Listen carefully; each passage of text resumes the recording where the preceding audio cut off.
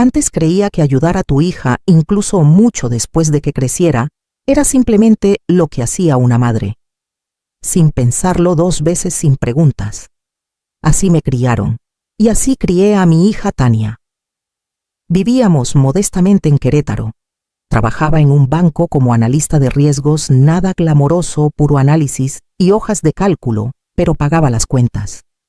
Cuando el papá de Tania, Arturo, se fue al cumplir ella 2 años, quedamos solas. Nunca me volví a casar. Me decía que no tenía tiempo, pero en el fondo no quería dividir mi lealtad. Todo lo que tenía se lo di a ella. Tania se mudó a la Ciudad de México tras la universidad, persiguiendo el sueño de lanzar una marca de bienestar.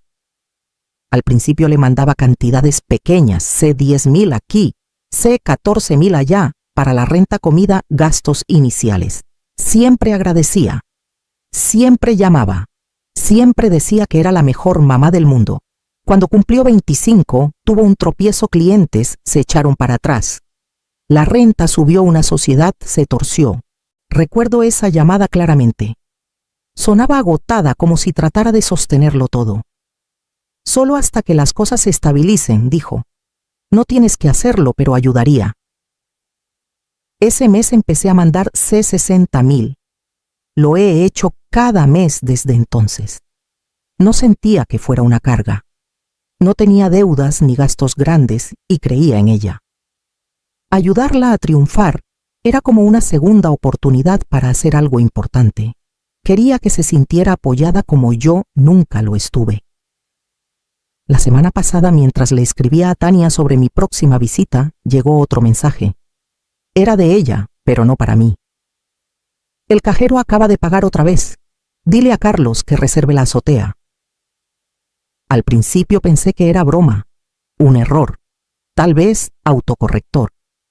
Pero luego lo sentí, ese lento deshacerse, como si el corazón se me apagara en el pecho. Algo había cambiado, y de pronto no estaba segura de querer saber qué seguía. Miré el mensaje tanto tiempo que la pantalla se oscureció. Mi dedo flotó sobre él como si tocarlo pudiera cambiar las palabras. El cajero acaba de pagar otra vez. Dile a Carlos que reserve la azotea. Era de Tania, claro como el día, sin contexto, sin seguimiento. Solo eso. Me recosté en el sofá con el corazón latiendo fuerte, un calor extraño subiendo por mi cuello. Mi primer instinto fue decirme que era inofensivo, una broma, tal vez un meme para una amiga. Pero el momento llegó minutos después de que el banco confirmó mi transferencia, la misma que llevaba 3 años haciendo. La llamé en ese momento. Contestó al segundo timbre con voz alegre. Hola mamá, ¿todo bien? Le dije que recibí un mensaje raro. Pregunté si era para mí. Rió. Demasiado rápido. Ay no, eso era para Carlos. Bromeábamos sobre el presupuesto. ¿Sabes cómo nos burlamos? Él se dice cajero a veces. Puro humor tonto. Su voz era ligera, despreocupada. Me llamó sensible. Dijo que no le diera vueltas. Sabes que aprecio todo lo que haces. Ha sido increíble. No dejes que un mensaje bobo lo tuerza. Dije que estaba bien. Hasta reí un poco. Lo hizo sonar tan trivial, tan inofensivo, que me sentí avergonzada por haberlo cuestionado. Pero algo se asentó en mi estómago inquieto. No podía quitarme la imagen de Tania y Carlos, cabezas juntas sobre sus celulares, burlándose del dinero que enviaba con emojis y chistes. No dije más esa noche, pero no podía dejar de repetir el tono de su voz, cómo lo desechó rápido, practicado. Fue la primera vez que dudé antes de mandar la siguiente transferencia. No lo suficiente para parar, pero sí para empezar a notar. Y lo que noté, no sentía como gratitud. Tania tenía apenas 2 años cuando su papá se fue. Empacó su coche una mañana tras una pelea por dinero y nunca volvió. Sin nota, sin aviso, solo silencio. Recuerdo estar en el piso de la cocina abrazándola mientras balbuceaba y jalaba mi collar, sin saber que nuestras vidas se habían partido en 2.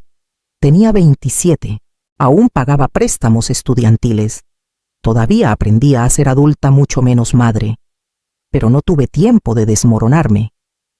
tomé horas extras en la cooperativa de ahorro donde trabajaba y empecé a hacer contabilidad por las noches para pequeños negocios locales. Algunos días apenas dormía. Acostaba a Tania a las 8, abría mi laptop a las 9 y trabajaba hasta el amanecer. Renuncié a muchos fines de semana, citas, descanso. Cancelé vacaciones. Rechacé invitaciones. Recorté cupones hasta que mis dedos se endurecieron. Todo para decirle sí a Tania. Ella era brillante, creativa, divertida, todo lo que esperaba que fuera.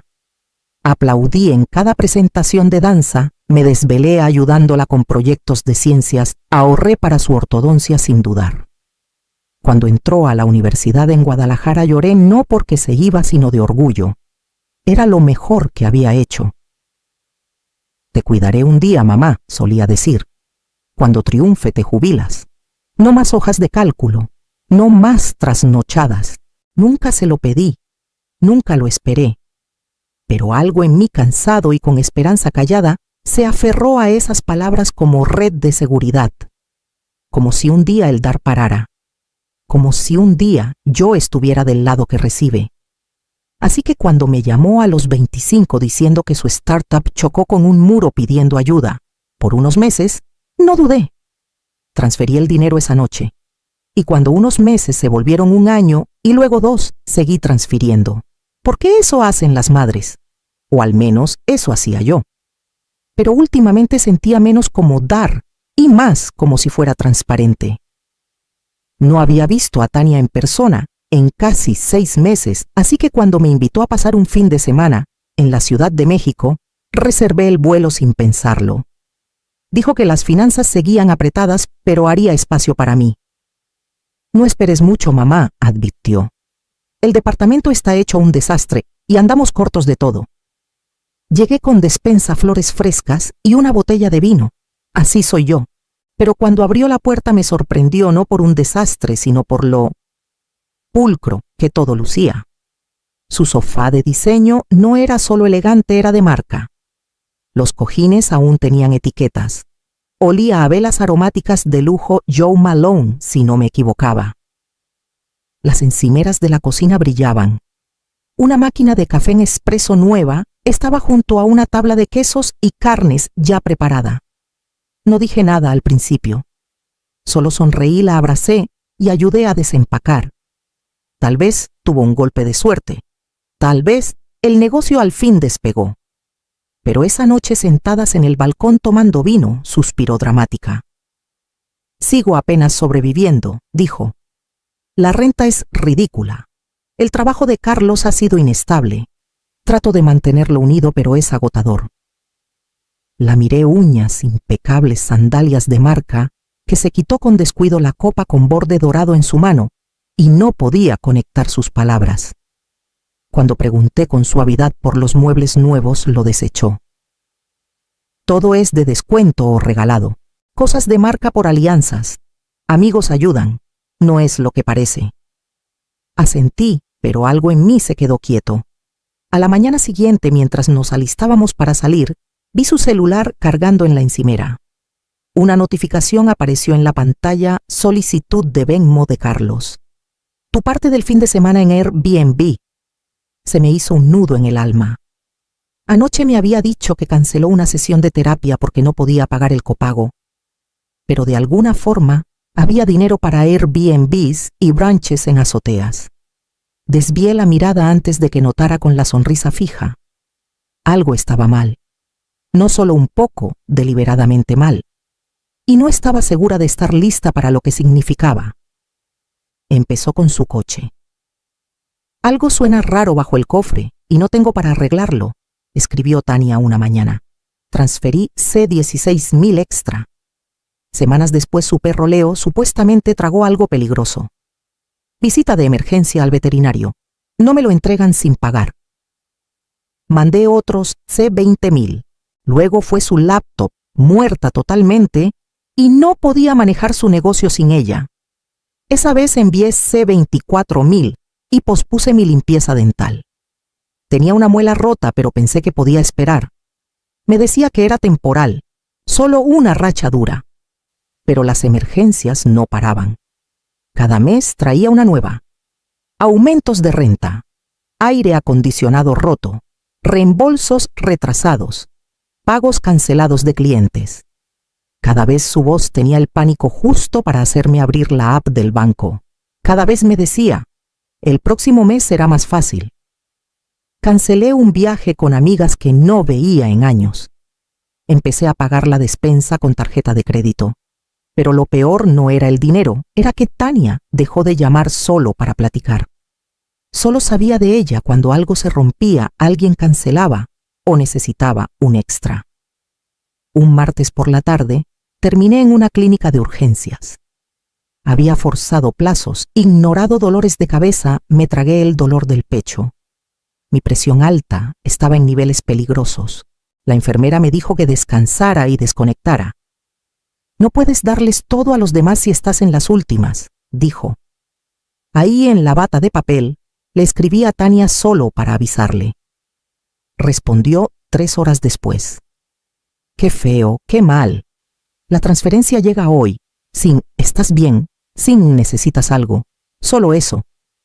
Miré el mensaje mucho tiempo. Algo en mí se quebró, no ruidoso, no dramático. Solo un quiebre pequeño y filoso en lo profundo. No respondí. Apagué el celular y me recosté en la almohada plástica dejando que el silencio me abrazara como armadura. Tania llamó apresurada, medio riendo, medio molesta. Ay, mamá, necesito tu ayuda. Olvidé cerrar sesión en la carpeta de iCloud otra vez y está sincronizando raro. Puedes checar si el deck de clientes aparece en el drive compartido. Le dije que lo vería después del trabajo y colgué. Pero al abrir la carpeta algo no cuadraba. Había capturas nuevas, no archivos de trabajo, solo tiradas en el drive como si no las hubiera notado. Cliqué una sin pensar. Era un chat grupal. El nombre decía Escuadrón de Finanzas Familiares, los miembros Tania Carlos, alguien llamada Lucía y 2 más que no reconocí. Mi estómago se revolvió antes de que siquiera desplazara. Tania. El cajero pagó otra vez. La fiesta en la piscina está fondeada. Carlos. Bendita sea. Yo voto por brunch en azotea esta vez. Lucía. ¿De verdad crees que seguirá pagando siempre? Tania. Dile que es otra vez el dentista. Se traga eso. Mi mano cubrió mi boca. Seguí desplazando. Más mensajes. Más risas. Deberíamos hacer que pague el viaje a Hawái. Di que es un retiro de bienestar. Le encanta esa onda. Es demasiado buena para preguntar. Solo mándale un emoji triste. El archivo terminó, pero no podía dejar de mirar. Releí las mismas líneas tratando de convencerme de que malentendí, que era sarcasmo, exageración, que había una explicación más allá de lo obvio. Pero sabía mejor. Sabía cómo luce la crueldad vestida de encanto. Y esto no era solo descuido. Era calculado, deliberado, cruel. Cerré la laptop y me quedé en silencio con los bordes de mi mundo plegándose. Por años me dije que el dar era amor, que era elección, que importaba. Pero no me habían visto, ni como madre, ni como persona. Veían una tubería, una transacción, y ahora los veía yo, a todos. Tomé mi celular, y por primera vez en años no sentí el impulso de transferir nada. No le dije que iba. Reservé el vuelo, empacé una maleta de mano, y me senté al fondo del avión repitiendo esas capturas en mi cabeza, como si fuera de cristal. No sabía qué diría. Solo sabía que no podía dejarlo dentro de mí más tiempo. Cuando abrió la puerta, la sorpresa cruzó su cara. Luego molestia. Mamá, ¿qué haces aquí?, pudo avisar. Entré sin pedir permiso. Mis manos temblaban, pero mi voz se mantuvo firme. Tenemos que hablar. Tania se recargó en la encimera, brazos cruzados. Bueno. Saqué mi celular, abrí la carpeta, lo mostré. Vi los mensajes. Sus ojos pasaron por la pantalla, luego a mí. No horror, no vergüenza, solo irritación, como si hubiera fisgoneado su diario. Vaya, eso era privado, dijo. La miré. Me llamaste cajero automático. Se encogió de hombros. Era solo una broma. Una broma, fiestas en piscina, Airbnbs. Dile que es el dentista otra vez. ¿Te parece divertido? No se inmutó. Mamá, estás siendo dramática. Dijiste que querías ayudar. No lo voltees ahora porque te sientes rara. No me apunté para que me mintieran, dije. No me apunté para que me usaran. Tania puso los ojos en blanco. Estás torciendo todo. Carlos dijo esas cosas, no yo. Y aunque desahogara un poco, no es que estés en la calle. Mi garganta se apretó. Cancelé citas médicas. Cancelé vacaciones. Puse mi vida en pausa para que no te hundieras. ¿Y esto es lo que piensas de mí? Miró a otro lado. Siempre haces todo sobre ti. No respondí. No podía. Mi boca se abrió, pero nada salió. Me di la vuelta. Salí por la puerta. No la azoté. No lloré. Pero al llegar a la banqueta mis piernas cedieron y me senté en el borde temblando. El sol aún calentaba mi cara, pero dentro algo se había enfriado. Y supe ahí había cruzado una línea que no podía deshacer. La oficina de la terapeuta era tranquila, con luz suave y un tazón de caramelos de menta en la entrada. Me senté frente a ella con las manos apretadas sin saber cómo empezar. Cuando hablé, todo salió de un tirón: el dinero, los mensajes, el silencio que siguió. Ella escuchó sin interrumpir. Lo que describe, dijo al fin, es una forma de abuso financiero. Las palabras cayeron como piedra. No decepción, no ingratitud, abuso. No había pensado que mi propia hija pudiera abusarme, pero una vez dicho no podía ignorarlo. Daba forma a algo que sentía desde hace años, pero nunca me atreví a nombrar. Esa noche cancelé la siguiente transferencia y la que siguió. Bloqueé el número de Tania, no para siempre, solo lo suficiente para respirar, para dejar de temblar cuando su nombre iluminaba mi pantalla. 2 días después, Carlos me mandó un correo. ¿De verdad la vas a abandonar así?, está batallando. La estás dejando sola. Otra vez. Otra vez. Esa palabra dolió más de lo que debía. La insinuación de que alguna vez la había dejado atrás, que todo lo que hice no bastó, que decir no finalmente desesperadamente era la traición última. Pero leí el correo otra vez más despacio y me di cuenta de que decía más de él que de mí, de cómo habían envuelto su comodidad en mi sacrificio. No respondí. En cambio me senté en mi patio esa noche con una cobija y un té, dejando que el viento me rodeara. El silence dolía, sí, también era claro. No era traición. Era el sonido de no estar agotada, de no ser necesaria en las peores formas. Era el primer límite grande que marcaba en años. Y por primera vez no sentía que escapaba. Sentía que tomaba las riendas de mí misma. Es extraño el espacio que se abre cuando dejas de vaciarte en alguien que solo te ve como fuente. Al principio se sentía como un eco silencioso, un poco triste. Pero luego noté otras cosas. Mis mañanas, mis pensamientos, el sonido de mi voz cuando no intentaba ser útil o suave. Empecé a salir del banco a las 5 en lugar de quedarme para distraerme. Tomé un libro que no había abierto en años. Llamé a mi amiga Marina y reímos 1 hora por puras tonterías. Empecé a recordar quién era antes de que cada peso y cada pensamiento fueran para alguien más. Una tarde reservé un fin de semana en Huatulco, sola. Una posada pequeña cerca del mar, sin itinerario ni obligaciones. Caminé la costa con botas prestadas, tomé café junto a una planta y no revisé mi correo ni una vez. Cuando regresé hice una donación callada a una ONG para madres solteras, sin nombre, sin esperar elogios. Solo un sí tranquilo a mujeres como yo que habían cargado mucho y pedido poco. Por primera vez gasté mi dinero en algo que se sentía bien, no pesado. No como transacción ni disculpa.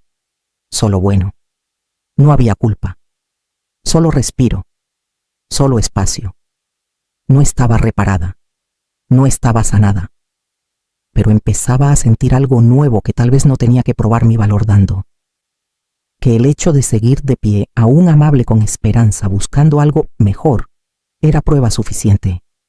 Y aún no terminaba de buscar. La escribí despacio durante varios días. No por enojo. No para herirla, solo para aclarar. Quería que lo viera claro no en mensajes o lágrimas, sino en mis palabras sin interrupciones ni defensas. Imprimí las capturas. Adjunté un resumen de cada transferencia, cada pago extra, cada excusa que ahora veía como tal. Pero no eran los números lo que importaba. Era la frase que resonaba en mi pecho desde esa tarde en su cocina. Soy tu madre, no tu banco. Y tú eres mi hermana, no mi acreedora. Eso escribí al final de la última página. Firmé mi nombre, sellé el sobre y lo envié por correo certificado. Vi la actualización de entregado 2 días después. Nunca respondió. Y sorprendentemente ese silencio no me rompió. No revisé mi celular compulsivamente. No me sentí atraída de vuelta. No hubo disculpa. No explicación, solo espacio. Y en ese espacio algo suave se asentó como una paz que no sabía que podía sentir. Tal vez lo leyó. Tal vez no. Pero dije lo que necesitaba decir. Y no lo escribí por ella. Lo escribí por mí. 1 año después mi sala está llena de voces de las que no piden nada más que tu presencia. Amigos pasan café y pay de queso, alguien pone tulipanes frescos en la mesa y una vecina joven, Ana, toca el timbre con un pastel de café en las manos. ¡Feliz cumpleaños, María! Sonríe radiante. La abrazo fuerte. Oh, ¡qué detalle! La gente aquí no está unida por sangre, pero han estado en todo lo que importa. A algunos los conozco de siempre, pero nunca dejé entrar. Otros son nuevos, conexiones construidas en el espacio tranquilo, donde antes estaban las obligaciones. Durante el desayuno alguien pregunta con cuidado, ¿alguna vez te arrepentiste de cómo terminó? Miro la sala, tomo un sorbo de mi té y dejo que la pregunta se asiente antes de responder. Arrepentirme no es la palabra, digo. Renacer es. Y lo digo en serio. Aún pienso en Tania, aún la quiero. Pero dejé de esperar una versión de ella que no existe. Dejé de ofrecer pedazos de mí a quienes los tratan como moneda. Ya no intento ganar un lugar en la vida de alguien borrándome en el proceso. Esta es mi hogar ahora con raíces claro y mío.